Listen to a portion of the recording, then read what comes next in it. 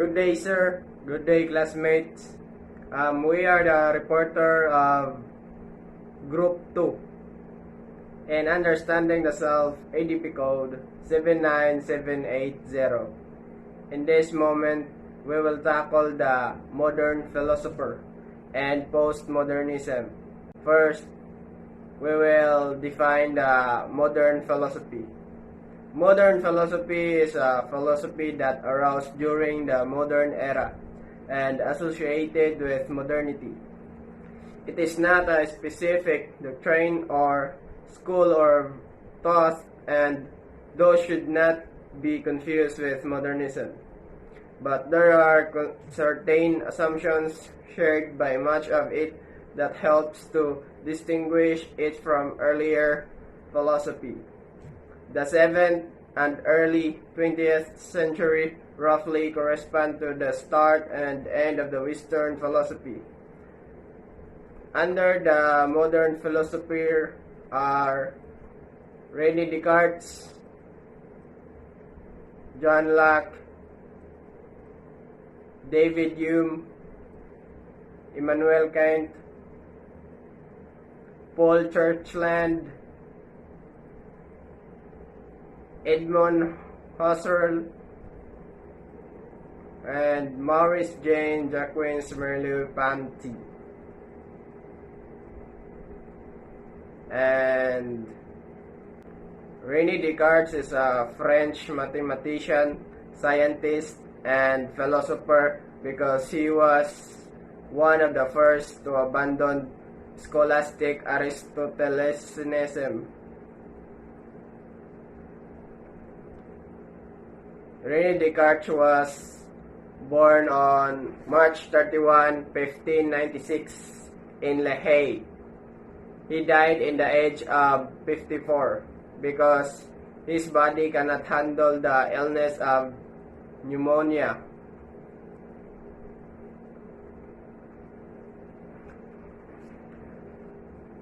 And there is no treatment in pneumonia at that time. So he died in an early age. René Descartes promoted the development of new science grounded in observation and experiment. He is generally regarded as a founder of modern philosophy. He developed a metaphysical dualism that distinguishes radically between mind, the essence of which is thinking, and matter, the essence of which is extension in 3 dimensions. Descartes' metaphysics is rationalist, based on the postulation of innate ideas of mind, matter, and God. But his physics and physiology, based on sensory experience, are mechanistic and empiricist. In Jesuit College at the Lafayette, René Descartes was a young man trained for careers in military engineering, the judiciary, and government administration, in addition to classical studies, science, mathematics, and metaphysics. In 1618, Descartes went to Breda in the Netherlands, where he spent 15 months as an informal student of mathematics and military architecture in a peacetime army of the Protestant stadtholder in Breda. Descartes was encouraged in his studies of science and mathematics by the physicist Isaac Bachman, for whom he wrote the Compendium of Music, written in 1618, published in 1650.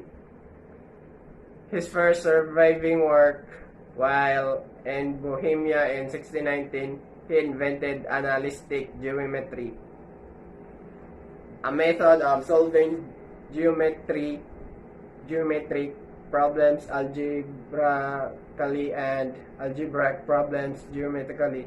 He also devised a universal method of deductive reasoning based on mathematics that is applicable to all the sciences.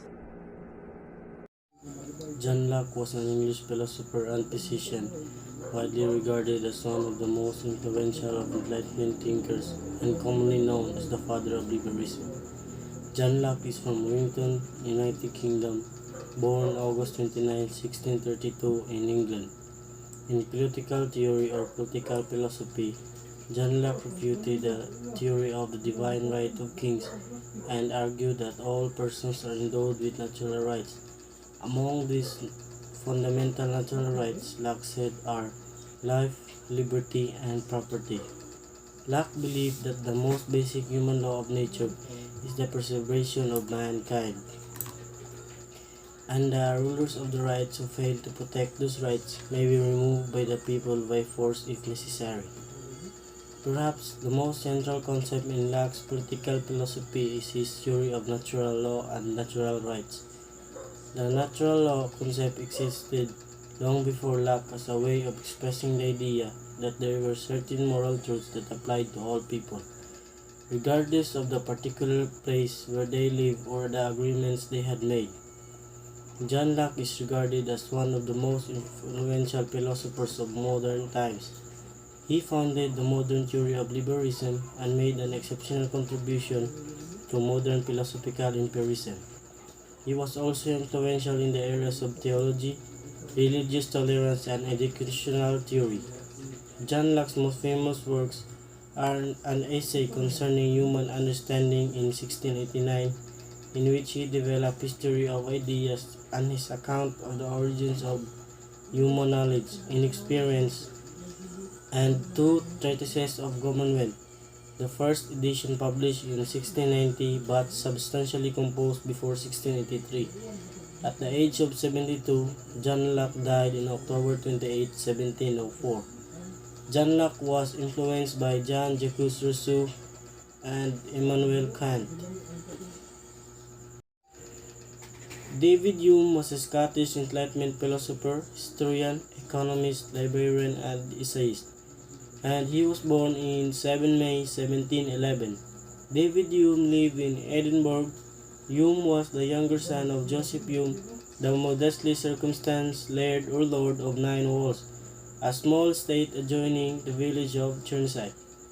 He entered Edinburgh University when he was just about 12 years old, and left at 14 or 15 years old, as was then usual conceived of philosophy as the inductive, experimental science of human nature. Taking the scientific method of the English physicist Sir Isaac Newton as his model and building on the epistemology of the English philosopher John Locke, Hume tried to describe how the minds work in acquiring what is called knowledge. He concluded that no theory of reality is possible. There can be no knowledge of anything beyond experience. David Hume is best known today for his highly influential system of philosophical empiricism, skepticism, and naturalism. David Hume is famous for the elegance of his prose, for his radical empiricism. David Hume for his skepticism of religion, for his critical account of causation, for his naturalistic theory of mind, for his thesis that reason is the slave of the passions, and for waking Immanuel Kant from his dogmatic slumber. David Hume wrote philosophical works, including the Treatise of Human Nature in 1739-40, an inquiry concerning the principles of morals in 1751, an inquiry and the dialogues concerning natural religion, posthumously published in 1779. In 1734, after trying his hand in merchant's office in Bristol, he came to the turning point of his life and retired to France for 3 years. Most of this time he spent at La Fleche on the Loire in the Old Anjou, studying and writing a treatise of human nature. The treatise was Hume's attempt to formulate a full-fledged philosophical system It is divided into 3 books. The book 1 of the understanding discusses in order in the origin of ideas, the ideas of space and time, knowledge and probability, including the nature of causality, and the skeptical implication of theories of book. In Book 2 of the Passions describe an elaborate psychological machinery to explain the affective or emotional order in humans and assigns a subordinate role to reason in this mechanism. In Book 3 or on morals characterize moral goodness in terms of feeling of approval or disapproval that people have when they consider human behavior in the light of agreeable or disagreeable consequence either to themselves or to others. Immanuel Kant. Immanuel Kant was a German philosopher and one of the central Enlightenment thinkers. Comprehensive and systematic work in epistemology, metaphysics, ethics, autistic have made him one of the most influential figures in modern Western philosophy. Immanuel Kant was born on April 22, 1724 in Königsberg, southeastern shore of the Baltic Sea. But during Kant's lifetime, Königsberg was the capital of the East Prussia, and its dominant language was German. Though geographically remote from the rest of the Prussia and other German cities, Königsberg was a major commercial center, an important military port, and relative cosmopolitan university town. Kant was born into a Titian family of the modest means. His father was a master of harness maker, and his mother was a daughter of the harness maker. Thought she was better educated than most women of his social class. Kant's family was never destitute, but his father's trade was declined during Kant's youth, and his parents all the times had relied on an extended family for financial support. Autonomy. Rather than emotion and dependence on either, authority on grace may in part reflect his youthful reaction against the petition, but although the young Kant lauded his predecessor's calling, he has deep respect and admiration for his parents, especially his mother, whose genius, fragility. Kant's parents probably influenced him much less through their petition through their petition value of hard work, honest, cleanliness, and independence, which they taught him by example. Paul Montgomery Churchland is a Canadian philosopher known of his studies in neurophilosophy and the philosophy of mind. He was born on October 21, 1942, at the age of 78. After earning a PhD from the University of Pittsburgh under Wildred Sellars in 1969, Churchland rose to the rank of full professor at the University of Manitoba before accepting the Balch family endowed chair philosophy at the University of California, San Diego. As of February 2017, Churchland is recognized as Professor Emeritus at the UECD and is member at the Board of Trustees of the Moscow Center for Consciousness Studies of Moscow State University. Churchland is the husband of philosopher Patricia Churchland, and it has been noted that their work is similar, that they are sometimes discussed in journal, in books, as one person.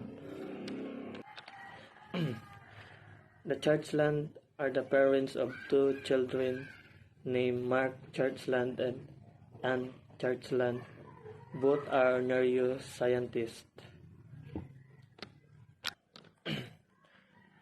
Churchland worked in his School of Analytic Philosophy in Western philosophy with interest in epistemology and the philosophy of science, and a specific principal interest of the philosophy of mind.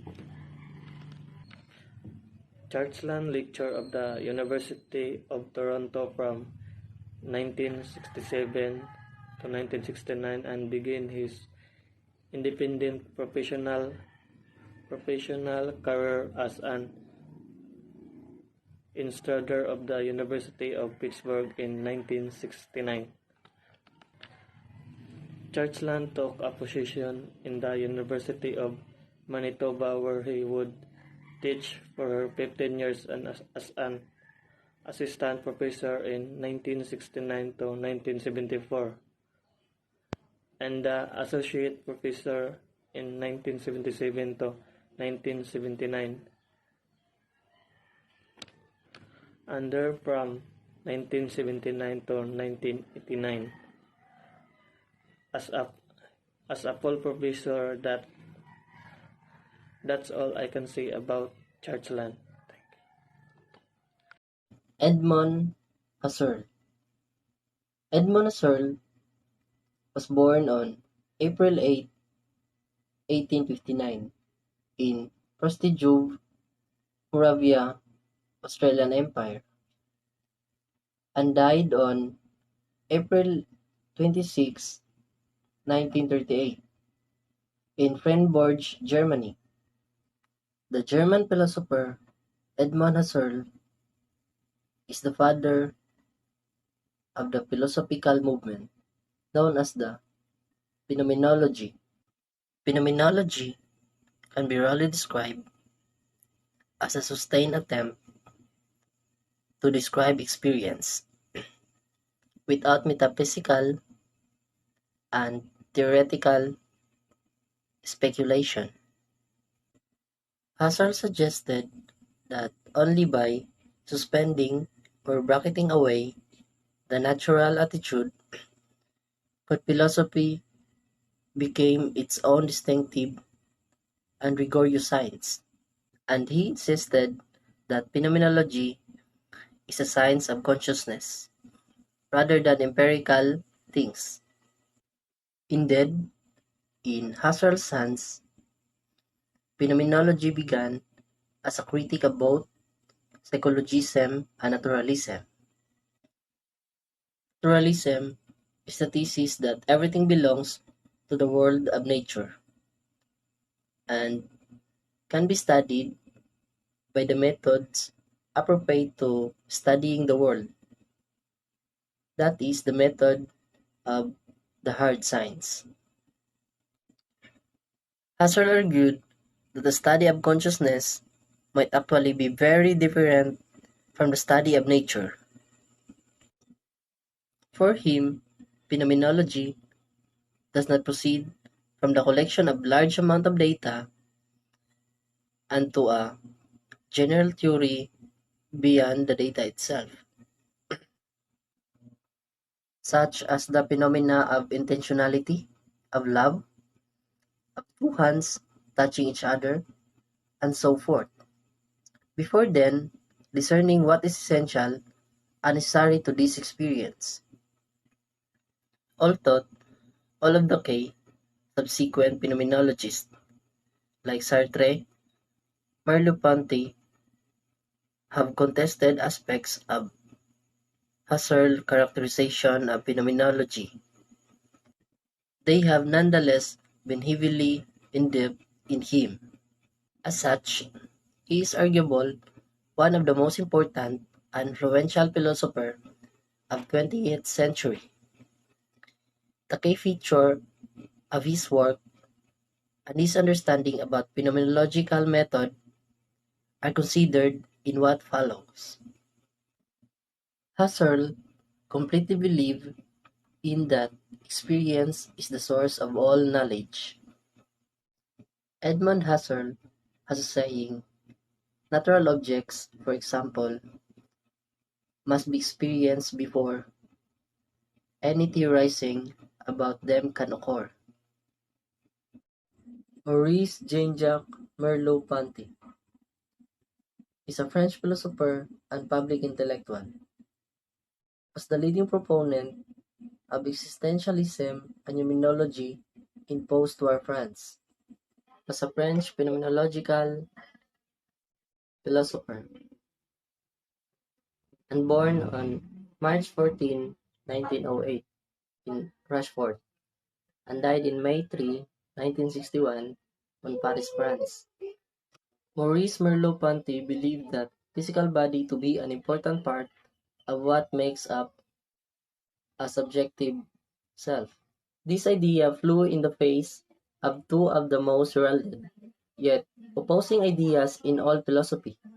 They are empirism and rationalism. Rationalism, when speaking of self and being. Rationalism asserts that reason and mental perception, rather than experience and physical senses, are the basis of characters and knowledge. According to many who hold this belief, the mind is the set of our consciousness. It is the subject behind what it means to be a human. Standing in contrast to rationalism is empirism. Empirism is the belief that our physical sense is the only source of knowledge. It can be empirically studied if the source of knowledge can't be seen, touched, and not in our physical senses. Here's some difference about rationalism and empirism.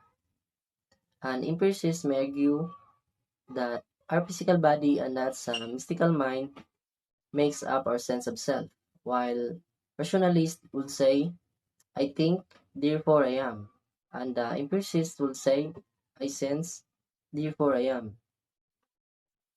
Maurice Ponty declared that rationalism and empirism both miss mark. To him, rationalism elevates the importance of minds and perception too much, while empirism too strongly negates them. Ponty argued that they are interconnected. They both are our set of knowledge, and they gives us our sense of self, like love and marriage. You can't have one without the others. Good day everyone. The topic I gonna tackle was all about postmodernism. Postmodernism is a broad movement that developed in the mid to late 20th century across philosophy, the arts, architecture, and the criticism, marking a departure from modernism. The term has been more generally applied to describe a historical era said to follow after modernity and the tendencies of this era. For me, postmodernism from the word post, which means after, is the product of the post era only. It's just most slightly or entirely enhanced than the post era. This movement can be widely seen in trends, for example, in clothing. Before, teens loved denim jeans, whereas now teens tend to love ripped designed clothes for more appeal.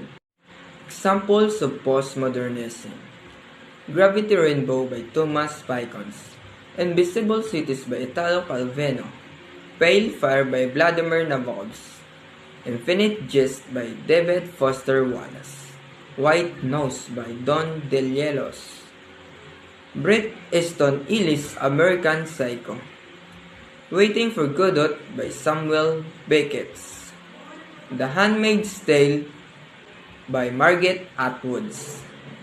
Did you know the great American modernist poets of the first decades of the 20th century, Pound, Eliot, Williams, Charles Olson is the father of the postmodernists of the second half century, bridging Pound and the co-partner to such major poets as Robert Duncan and Robert Creeley. As a philosophy, postmodernism rejects concept of rationality, objectivity, and universal truth. Instead, it emphasizes the diversity of human experience and multiplicity of perspectives. Does postmodernism believe in God? Postmodern religion considers that there are no universal religious truths or laws. Rather, reality is shaped by social, historical, and cultural context according to the individual place and/or time. The difference between modernism and postmodernism. Modernist thinking is about the search of an abstract truth of life. Postmodernist thinkers believe that there is no universal truth, abstract or otherwise. Modernism attempts to construct a coherent worldview. The topic I gonna tackle was all about David Lewis. David Lewis was an American philosopher who is widely regarded as one of the most important philosophers of the 20th century. Lewis taught briefly at UCLA and then at Princeton University from 1970 until his death. David Lewis was one of the most important philosophers of the 20th century. He made education.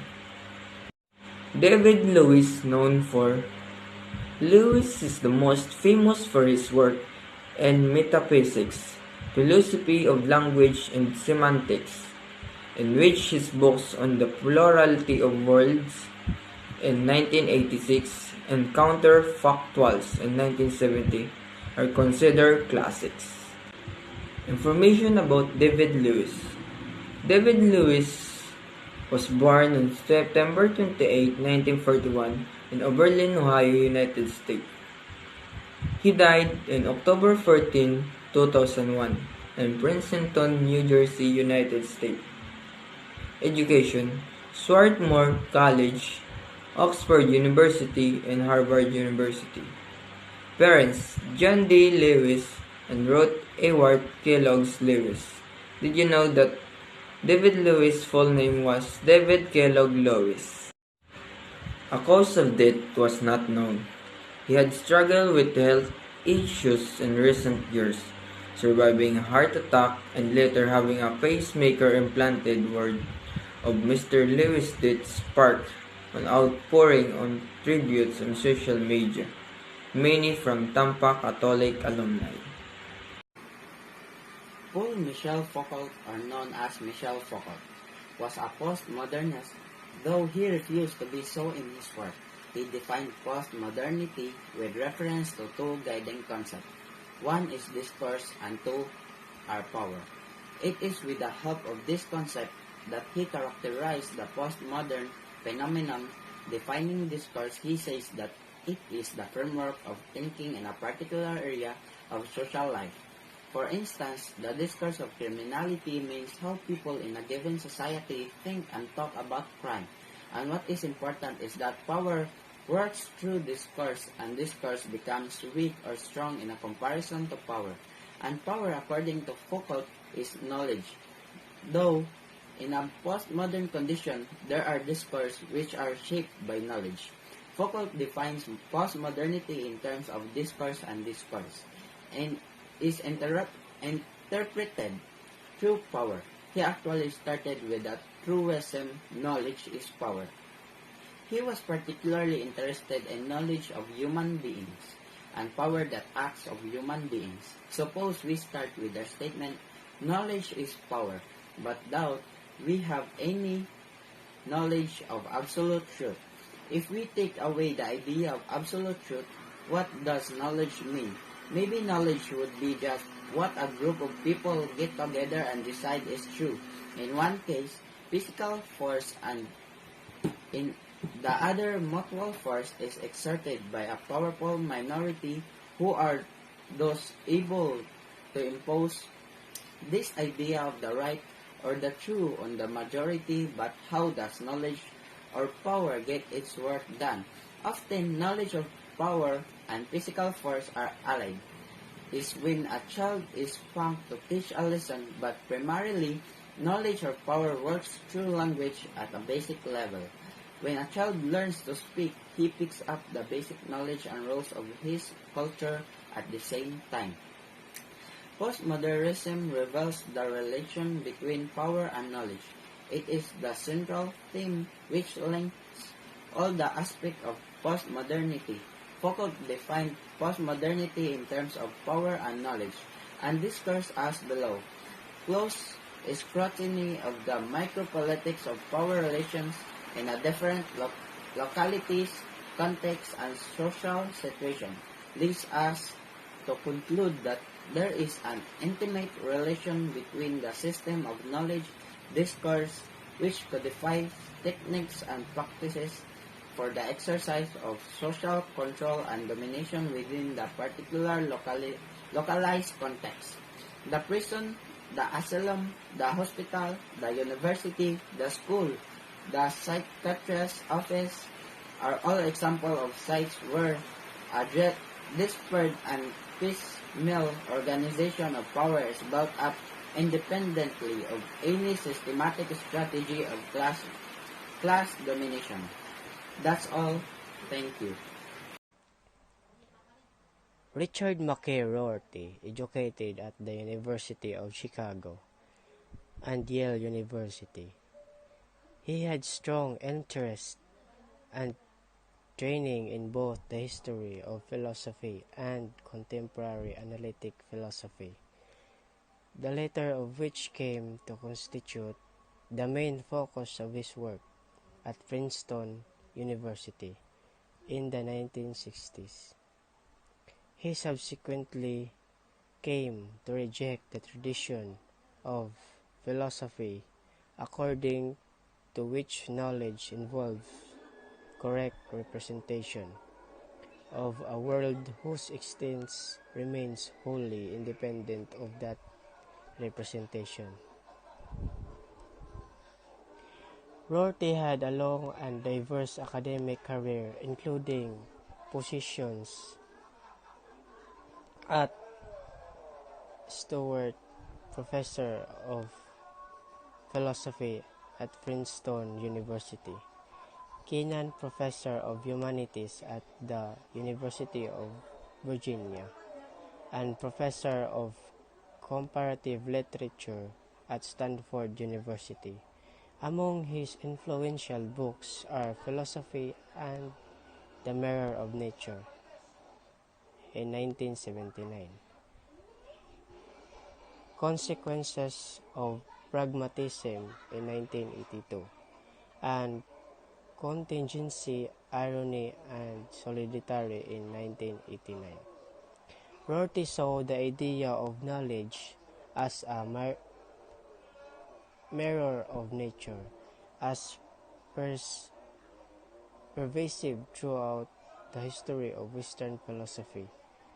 Against the approach, Rorty advocated a novel form of American pragmatism, sometimes called neo-pragmatism, in which scientific and philosophical methods of merely a set of contingent vocabularies, which people abandon or adopt over time according to social conventions, and useful.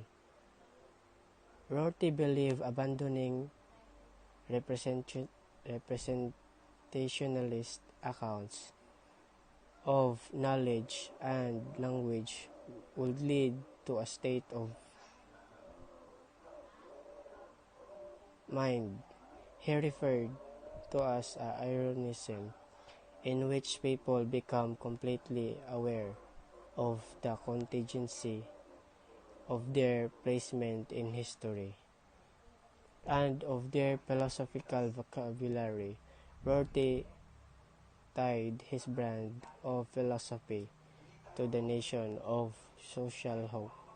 He believed that without the representationalist accounts and without metaphors between the mind and the world, human society would have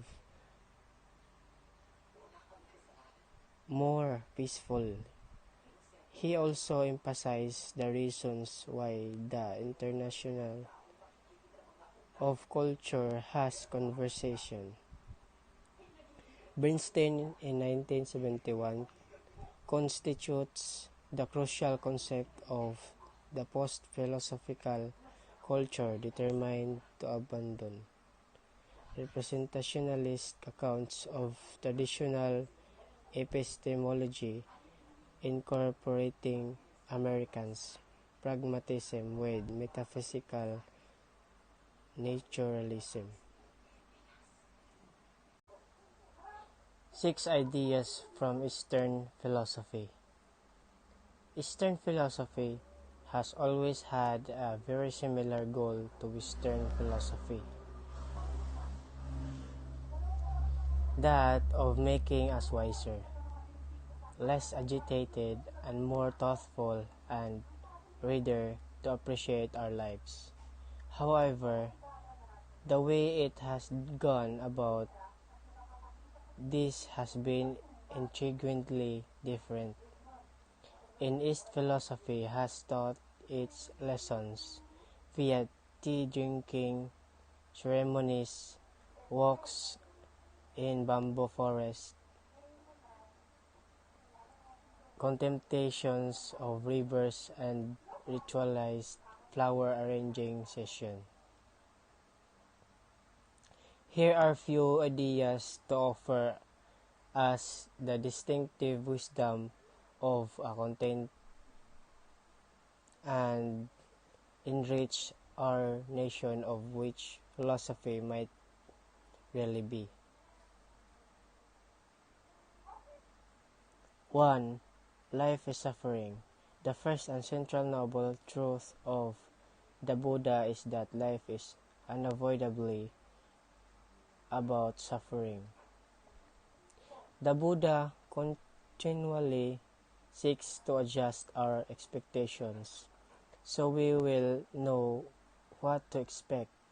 Sex will disappoint us, youth will disappear, money won't spare us pain. For the Buddha, the wise person should take care to grow completely at home with the ordinary shambles of existence. 2. Metta is the word which, in the Indian language of Pali, means benevolence, kindness, or tenderness. It is one of the most important ideas in Buddhism. Buddhism recommends a daily ritual meditation to foster this attitude. The meditation begins with a call to think very carefully every morning of a particular individual with whom one tends to get irritated or to whom one feels aggressive or cold, and in place of one's normal hostile impulses.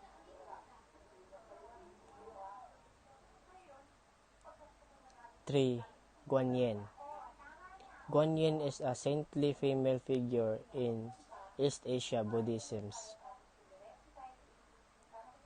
strongly associated with mercy, compassion, and kindness. She occupies a similar role within Buddhism as a Virgin Mary within Catholicism.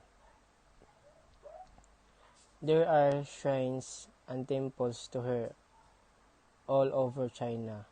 One in the province of Hainan has a 108-meter statue of her.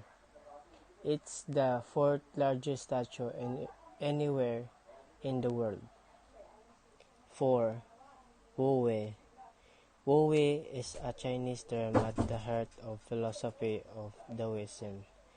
It is first described in the Tao Te Ching, written by the sage Lao Tzu in the 6th century BC. Wu Wei means not making an effort, going with the flow, but it doesn't in any way imply laziness or sloth. It suggests rather an international surrender of the will based on a wise recognition of the need. 5. Bamboo as wisdom. East Asia has been called the bamboo civilization, not merely because bamboo has been widely used in daily life, but also because its symbolic qualities have been described and celebrated for hundreds of years in the philosophy of Taoism. Bamboo is surprisingly classified as a grass rather than a tree, yet it is tall and strong enough to create groves and forests. Unlike a tree trunk, the stems of bamboo are hollow, but its inner emptiness is a source of its vigor. 6. Kintsugi. Since the 6th century, Zen Buddhist philosophy in Japan has been alive to the particular beauty and wisdom of things which have been repaired.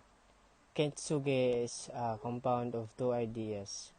Ken, meaning in Japanese golden, and tsuge, meaning joinery. In Zen aesthetics are broken pieces of an accidentally smashed pot should never just be tossed away. They should be carefully picked up, reassembled, and then glued together with lacquer.